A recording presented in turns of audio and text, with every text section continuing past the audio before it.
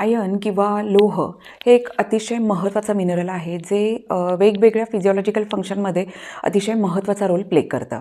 For example ऑक्सिजनचा पुरवठा पूर्ण शरीरात करणं, एनर्जी प्रोडक्शन, इम्युनिटी मेंटेन करणं, आपली रोगप्रतिकारक शक्ती ही वाढवणं, या सगळ्या फंक्शनसाठी लोहाची आवश्यकता ही आपल्याला मोठ्या प्रमाणात असते. पण काही कारणांमुळे जर शरीरात लोहाची कमतरता झाली तर आपल्याला आयर्न सप्लिमेंट हे घ्यावं लागतं. बऱ्याच पेशंटमध्ये आम्ही बघतो की आयर्न आणि कॅल्शियम या दोन्हीची कमतरता असते. त्याचबरोबर हल्ली विटॅमिन B12, विटॅमिन D या दोन्हीची सुद्धा कमतरता सर्रास दिसून येते. बऱ्याच पेशंटमध्ये आयर्न सप्लिमेंट आणि कॅल्शियम सप्लिमेंट हे दोन्हीही द्यावं लागतं. तर आता प्रश्न हा येतो की आपण हे दोन्ही सप्लिमेंट बरोबर घेऊ शकतो का, एकाच वेळी घेऊ शकतो का? तर आज आपण जाणून घेणार आहोत याच प्रश्नाचं उत्तर. तर व्हिडिओचा टॉपिक हा थोडासा वेगळा आहे पण अतिशय महत्त्वाचा आहे, त्यामुळे तुम्ही शेवटपर्यंत नक्की बघा. मी डॉक्टर शर्मिला इनामके स्वागत करते तुमचं आजच्या व्हिडिओमध्ये. वेगवेगळ्या कारणांमुळे शरीरात लोहाची कमतरता ही होत असते. तर अशी ही आयर्न डेफिशियन्सी झाली की त्याला आपण ॲनिमिया असं म्हणतो, अर्थात रक्तक्षय, म्हणजे शरीरात रक्ताचं प्रमाण कमी होणं किंवा हिमोग्लोबिनचं प्रमाण हे कमी होणं. अशा वेळी पेशंटला आयर्न सप्लिमेंट हे प्रिस्क्राईब करावं लागतं. तर बरेचदा पेशंट आमच्याकडे येतात की आयर्न सप्लिमेंटही माझं चालू आहे, कॅल्शियम सप्लिमेंटही चालू आहे, मग दोन्हीसुद्धा मी एकाच वेळेला घेतलं तर चालू शकेल का? आता आपल्या शरीरात आयर्नची डेफिशियन्सी आहे म्हणून आपण आयर्न सप्लिमेंट घेतो आहे, त्यामुळे त्याचा पूर्ण फायदा आपल्या शरीराला मिळाला पाहिजे. त्यामुळे हे आयर्न सप्लिमेंट घेताना तुमचं टायमिंग अतिशय महत्त्वाचं आहे. तुम्ही कुठल्या वेळेला ते घेता यावर त्याची एफिकसी आणि ॲब्झॉर्प्शन या दोन गोष्टी अवलंबून असतात. तर असं हे आयर्न सप्लिमेंट घेताना कुठल्या गोष्टींची काळजी घ्यायला हवी याबद्दल आपण काही महत्त्वाच्या गोष्टी जाणून घेणार आहोत. सगळ्यात महत्त्वाचं म्हणजे आयर्न सप्लिमेंट शक्यतो रिकाम्या पोटी घेतलं तर हे जास्त चांगलं. मग तुम्ही ते जेवणापूर्वी 2 तास किंवा जेवणानंतर 2 तास अशा पद्धतीनेही घेऊ शकता. कारण आपल्या खाण्यामधून असे काही पदार्थ आपल्या पोटात जाऊ शकतात की ज्यामुळे आयर्न ॲब्झॉर्प्शनला अडथळा निर्माण होऊ शकतो. फॉर एक्झाम्पल चहा आणि कॉफी या दोन्हीमध्ये टॅनिन असतं, त्याच्यामुळे आयर्न ॲब्झॉर्प्शनला अडथळा येऊ शकतो. आणि म्हणून आयर्न सप्लिमेंट घेण्यापूर्वी 2 तास किंवा नंतर 2 तास चहा कॉफी घेणं हे टाळावं.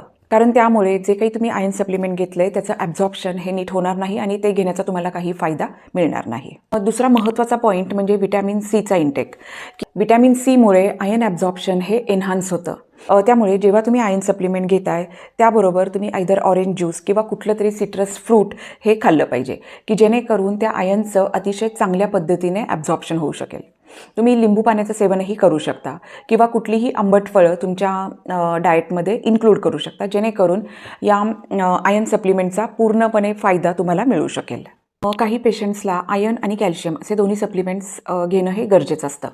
पण दोन्हीही टॉनिक्स बरोबर घेता कामा नये, कारण कॅल्शियममुळे आयर्न ॲब्झॉर्प्शनला अडथळा निर्माण होतो. त्यामुळे तुम्ही जर दोन्हीही एकापाठोपाठ घेतलं तर त्याच्यापासून तुम्हाला कुठलाही फायदा मिळणार नाही. त्यामुळे महत्त्वाचं म्हणजे आयर्न सप्लिमेंट जर घेत असाल तर त्यावेळी दूध किंवा दुधापासूनचे पदार्थ, डेअरी प्रॉडक्ट्स हे सगळं घेणं टाळलं पाहिजे. म्हणजे तुम्ही असं करू शकता की आयर्न सप्लिमेंट दुपारी घेतलं तर मग कॅल्शियम तुम्ही रात्री घेऊ शकता. म्हणजे दोन्हीही सप्लिमेंट्स घेण्यामध्ये काही तासांचं अंतर हवं आहे, मध्ये थोडासा गॅप हवा आहे. त्याच पद्धतीने काही मेडिसिन्स ही आयर्न ॲब्झॉर्प्शनमध्ये अडथळा आणू शकतात. फॉर एक्झाम्पल काही अँटासिड्स किंवा इतरही काही मेडिसिन्स आहेत. त्यामुळे शक्यतो मनाने कुठलंही टॉनिक घेऊ नये. नेहमीच डॉक्टरांच्या सल्ल्याने मेडिसिन जर तुम्ही घेतलं तर ते योग्य प्रकारे तुम्हाला सगळे मेडिसिन्स देऊ शकतात, प्रिस्क्राईब करू शकतात. आयर्न सप्लिमेंटचा आपल्याला फायदा मिळावा यासाठी कन्सिस्टन्सी ही अतिशय महत्त्वाची आहे. रोज तुम्ही एका ठराविक वेळेला जर तुमचं आयर्न सप्लिमेंट घेतलं तर शरीरातली त्याची जी पातळी आहे ती मेंटेन राहायला मदत होते आणि त्याच्यामुळे त्याचं ॲब्झॉर्प्शन हे चांगल्या पद्धतीने होतं आणि त्यामुळे रक्त वाढायला आपल्याला खूप चांगला फायदा त्यामुळे मिळू शकतो. बरेचदा पेशंट्स आम्हाला विचारतात की किती काळ हे घ्यावं लागेल. तर याचं उत्तर हे आहे की प्रत्येक व्यक्तिगणिक हे म्हणजे लागणारा काळ हा वेगळा असू शकतो. त्यात पुन्हा तुमचं एज, जेंडर, ओव्हरऑल हेल्थ, इतर काही आजार आहेत का, या सगळ्यावरती आयर्न ॲब्झॉर्प्शन कसं होणार, किती दिवसात होणार, किती दिवसात तुमचं आयर्न हे नॉर्मल लेवलला येणार, या सगळ्या गोष्टींवरती हे अवलंबून असतं. आणि यासाठी रेग्युलर मॉनिटरिंग हे अतिशय महत्त्वाचं आहे. अगदी साधी हिमोग्लोबिनची जी टेस्ट आहे ही तुम्ही महिन्यातून एकदा करू शकता जर तुम्ही आयर्न टॉनिक घेत असाल तर. म्हणजे तुम्हाला कळू शकेल की जे काही तुम्ही टॉनिक घेताय त्याचा तुम्हाला फायदा मिळतोय किंवा नाही. अकॉर्डिंगली तुमचे डॉक्टर तुम्हाला काही चेंजेस हे ट्रीटमेंटमध्ये सजेस्ट करू शकतात. तर अशा पद्धतीने आयर्न सप्लिमेंट घेत असाल तर या सगळ्या गोष्टींची माहिती असणं हे अतिशय महत्त्वाचं आहे, जेणेकरून तुम्ही जे काही टॉनिक घेताय त्याचा तुम्हाला पूर्ण फायदा मिळू शकेल. तर होपफुली तुम्हाला ही माहिती उपयोगी वाटली असेल, आवडली असेल तर नक्कीच आपल्या फॅमिली आणि फ्रेंड्ससोबत शेअर करा. भेटूयात पुन्हा एकदा अशाच एका नवीन व्हिडिओमध्ये नवीन माहितीसोबत. Till then stay happy, stay healthy. Thank you.